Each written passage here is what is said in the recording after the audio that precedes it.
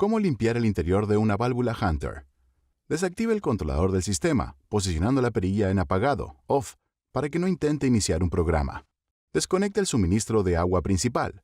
Abrir una válvula bajo presión es peligroso y podría resultar lesionado. Desenrosque el solenoide, el cilindro con 2 cables, y asegúrese de que el émbolo esté limpio y se mueva libremente. Puede probar el solenoide accionando esa estación manualmente desde el controlador. Vea si el émbolo se retrae al conectar la energía.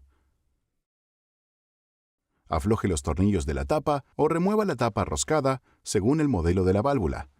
Tenga cuidado cuando retire la tapa del cuerpo, para no perder el diafragma o el resorte. El diafragma puede estar apoyado sobre el cuerpo o insertado en el casquete. Quite el diafragma y el resorte.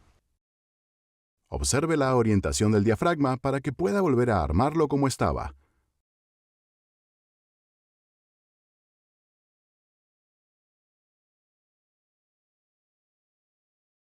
Examine el diafragma y el resorte.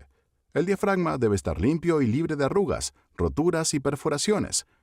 Los sellos deben estar limpios y libres de rasguños, abolladuras o desgaste.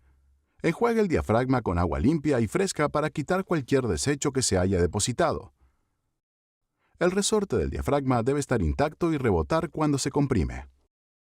Examine el cuerpo de la válvula y quite cualquier desecho, piedra o agua sucia. El asiento del sello debe estar limpio y libre de rasguños, ranuras o desgaste. Examine el puerto en el cuerpo de la válvula y la tapa. Todos los puertos deben estar despejados y el agua debe pasar libremente.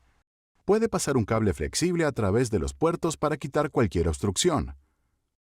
Vuelva a ensamblar la válvula en el orden inverso de cómo se desarmó. El diafragma debe apoyarse con el borde en la ranura correspondiente, sobre el cuerpo y la tapa. Los tornillos o la tapa roscada deben ajustarse manualmente. El ajuste excesivo puede dañar la válvula.